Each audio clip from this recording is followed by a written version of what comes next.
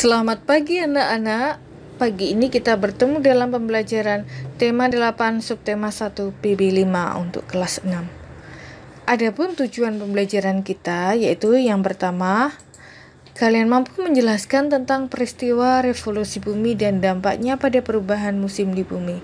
Yang kedua, kalian mampu melaporkan hasil pengamatan tentang pergerakan bumi mengelilingi matahari dan dampaknya. Yang ketiga, kalian mampu membuat rangkuman dari suatu bacaan. Dan yang keempat, dengan mencari informasi penting tentang revolusi bumi, gerak semu matahari, dan dampak dari revolusi bumi, kalian mampu menyajikannya dalam bentuk naskah berita. Yang terakhir, kalian mampu memahami interval nada. Mari anak-anakku, kita memasuki pembelajaran kali ini.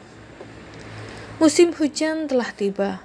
Bumiku menjadi basah terkena air yang turun terus-menerus.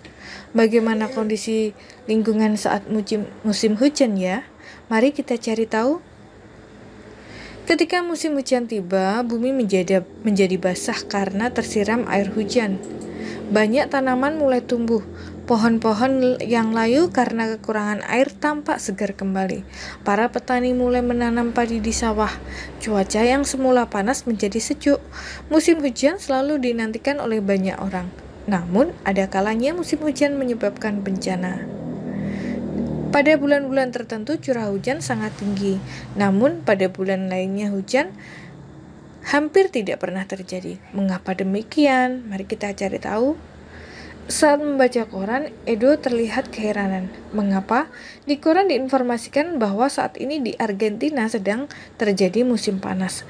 Namun pada saat bersamaan di Kanada sedang terjadi musim dingin. Mengapa terjadi perbedaan musim di antara negara-negara dunia? Mari kita amati gambar berikut. Nah, di sini terjadi musim dingin dan di sini terjadi musim panas. Amati gambar berikut ini bahwa pada tanggal 23 September adalah awal musim gugur di belahan bumi utara, awal musim semi di belahan bumi selatan. Kebalikannya ya, jadi anak-anak, apabila di belahan bumi utara musim semi, maka maksud ibu apabila di belahan utara musim gugur, maka di belahan bumi selatan adalah musim semi. Kemudian pada tanggal 21 Maret, awal musim semi di belahan bumi utara dan musim gugur di belahan bumi selatan. Jadi kebalikannya. Kemudian pada tanggal 22 Desember, awal musim dingin di belahan bumi utara dan awal musim panas di belahan bumi selatan. Fakta-fakta yang ada di gambar ini bahwa bumi membuat sebuah jalur atau orbit berbentuk elips saat mengelilingi matahari yang disebut revolusi. Jalur atau orbit ini ditempuh dalam waktu 1 tahun untuk 1 putaran. Selama 1 tahun, belahan bumi utara dan bumi selatan secara bergantian menghadap dan membelakangi matahari, sehingga terjadi perbedaan musim. Akibat dari revolusi bumi terhadap matahari, negara yang berada di belahan bumi utara dan selatan setiap 3 bulan sekali mengalami perubahan musim. Karena Kanada terletak di belahan bumi utara dan sebaliknya Argentina terletak di belahan bumi selatan, pada saat matahari memanasi bumi di bagian selatan, Argentina mengalami musim panas. Sebaliknya, negara yang terletak di belahan bumi utara seperti Kanada mengalami musim dingin. Dari gambar tersebut, kita dapat memetakan konsep dalam sebuah tabel bahwa pada tanggal 21 Juni sampai 23 September di belahan bumi utara musim panas. Sebaliknya bagian selatan dingin. 23 September sampai 22 Desember belahan bumi utara gugur.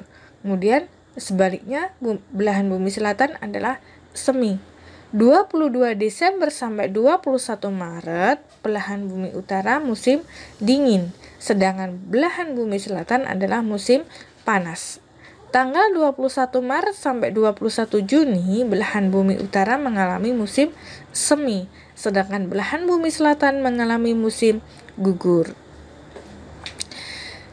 Anak-anak, tentunya supaya lebih memahami tentang pergerakan bumi terhadap matahari atau yang disebut dengan revolusi bumi, kalian dapat mempraktekkan ada yang menjadi matahari, ada yang menjadi bumi.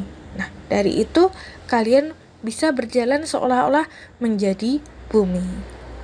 Nantinya kalian dapat menyimpulkan bahwa bumi membuat sebuah jalur atau orbit berbentuk elips saat mengelilingi matahari yang disebut revolusi. Jalur atau orbit ini ditempuh dalam waktu 1 tahun untuk 1 putaran. Selama setahun, belahan bumi utara dan belahan bumi selatan secara bergantian menghadap dan membelakangi matahari sehingga terjadi perbedaan musim. Selanjutnya, revolusi bumi menyebabkan matahari tampak bergeser ke arah belahan bumi utara dan selatan. Padahal sesungguhnya matahari tidak bergerak.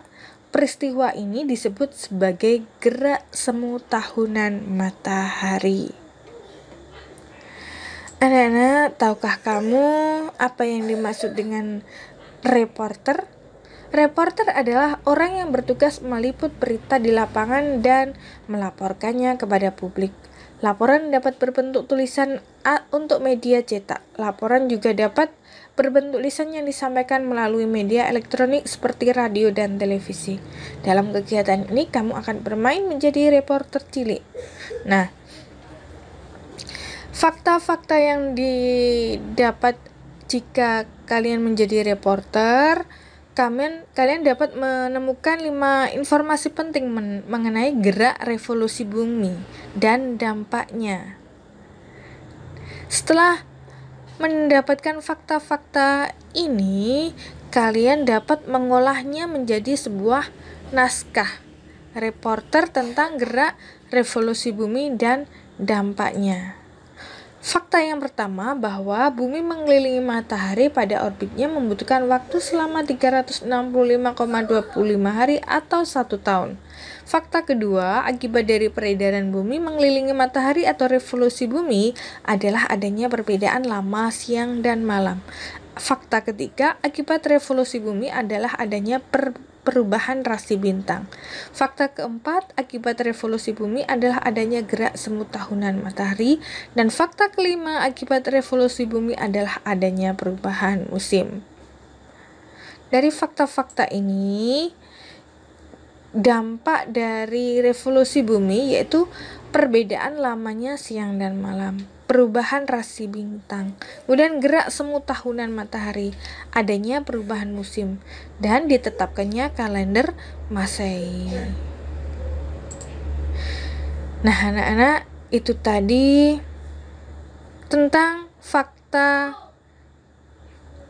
gerak revolusi bumi. Dalam fakta-fakta ini kalian dapat menjadikan poin-poin berita dengan menggunakan gaya penyajian berita seperti seorang reporter. Nah, dalam bentuk naskah ya tentunya. Kemudian di sini bahwa Indonesia berlaku 2 musim, yaitu musim kemarau dan musim hujan yang terjadi bergantian. Pergantian musim tersebut menyebabkan Indonesia memiliki ragam jenis buah-buahan yang berbuah sesuai jadwalnya. Nah, di sini ada sebuah lagu yaitu Desaku yang Kucinta. Dalam lagu ini diharapkan kalian bisa mengetahui interval nada, jarak antara satu nada ke nada yang lain. Desaku yang Kucinta, ciptaan El-Malik. Mari anak-anakku kita perdengarkan lagu Desaku yang Kucinta.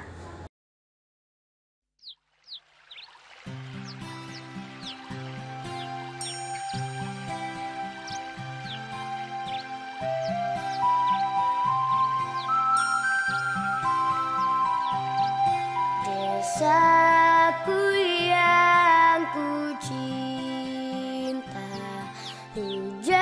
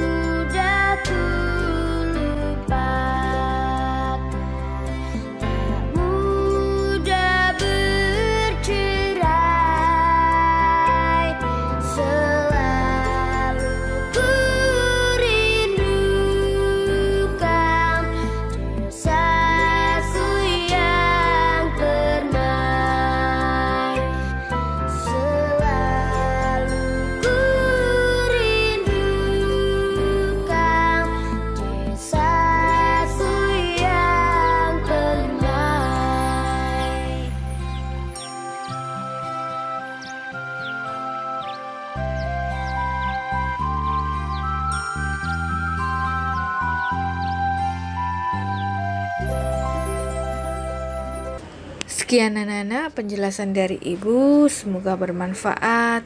Sampai jumpa.